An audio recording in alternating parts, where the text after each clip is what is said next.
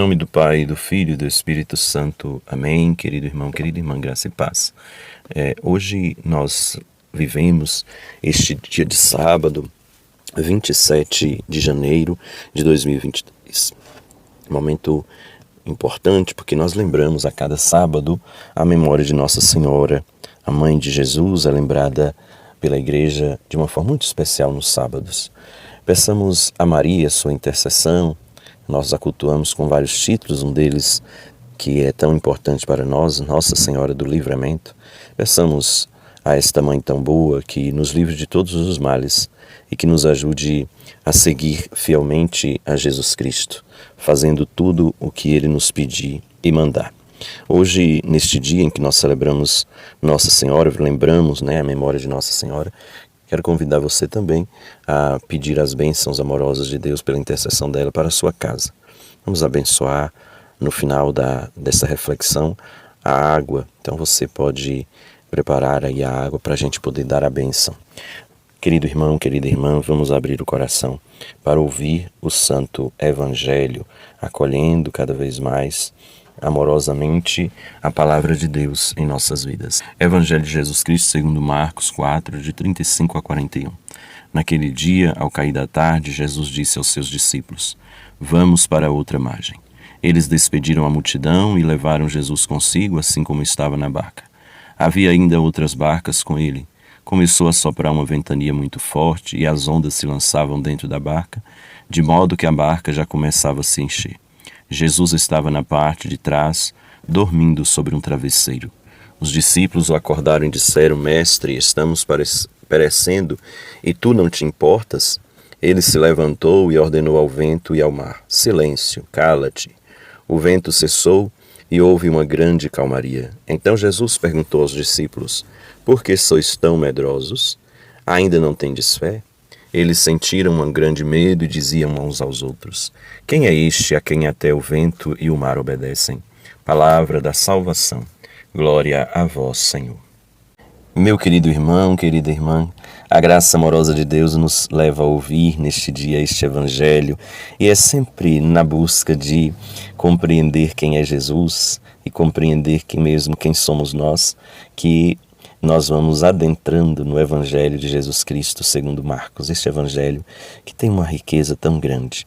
É um Evangelho que é bem conciso, tem menos capítulos do que os outros.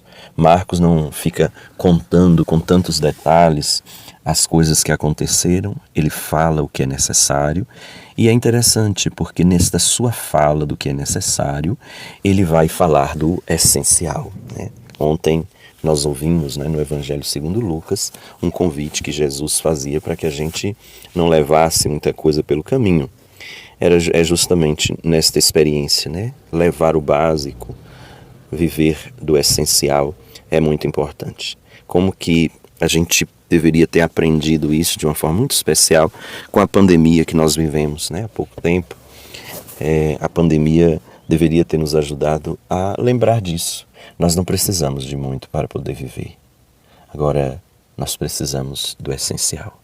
Nós precisamos de estar muito unidos a Deus e precisamos estar muito unidos e disponíveis para o amor. Como nos fez falta o abraço, o encontro. E como que nós aprendemos que o que vale na vida é a vida em si. E que este valor da vida precisa ser cada vez mais trabalhado e exaltado em nossa existência. O convite, então, é para viver na essencialidade. E Marcos vai neste caminho falando para nós que o essencial é Deus. E tudo aquilo que Ele nos propõe é para nosso bem e deve ser acolhido como sinal de vida e salvação em nossa existência. Hoje, Jesus está na barca com seus discípulos. E é interessante, querido irmão, querida irmã, que Jesus está na barca dormindo. E o apóstolo Marcos, o evangelista Marcos, ele faz questão de dizer que Jesus está dormindo sobre um travesseiro, exaltando desta forma que Jesus ele é inteiramente humano, sendo inteiramente Deus, é inteiramente humano. Deita-se sobre o travesseiro descansa, precisa deste tempo para repousar.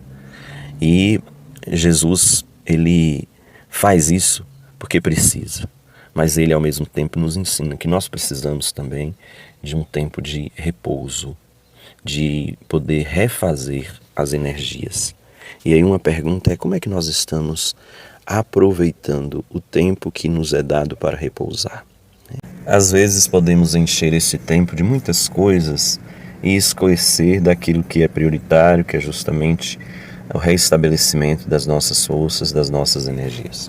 Somos então convidados a valorizar o tempo que nos é dado para o descanso, porque somente descansando bem a gente vai poder trabalhar com qualidade. Somente tendo este tempo para o repouso verdadeiro, nós teremos a possibilidade de ter um trabalho que realmente satisfaça e faça bem para as nossas vidas, para o nosso ser. E aí, querido irmão, querida irmã, aproveitemos bem este tempo. Outro elemento muito importante que aparece no Evangelho é o modo como Jesus ele realiza o seu projeto na vida dos discípulos.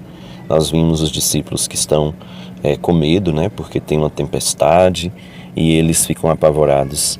E Jesus, que está dormindo, é acordado.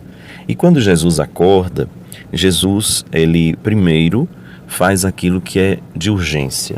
Então ele vai fazer com que as pessoas se acalmem. E como é que ele faz isso? Acalmando o vento e o mar, mandando o vento e o mar calmar-se, acalmar-se, calar-se.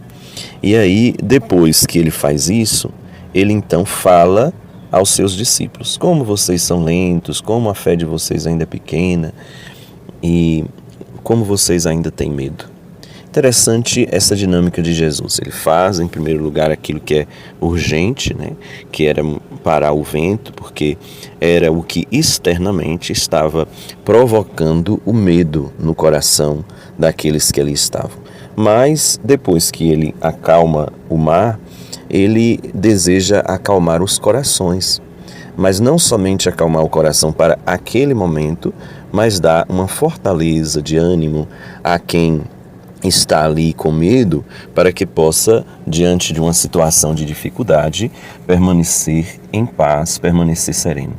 Então, é importante, a gente compreender que o medo, ele é muito mais interno, está muito mais dentro de nós do que fora da gente, Nós temos algo que a gente tem medo, porém, o mais importante é compreender que o nosso medo, verdadeiramente, ele está fincado dentro de nós. E que nós precisamos, com muita dedicação, trabalhar o nosso interior, para que, diante das realidades que nos são apresentadas, que podem ser difíceis, podem ser até amedrontadoras, não nos deixemos prender por tais situações, por tais coisas que vão tirar a paz dos nossos corações.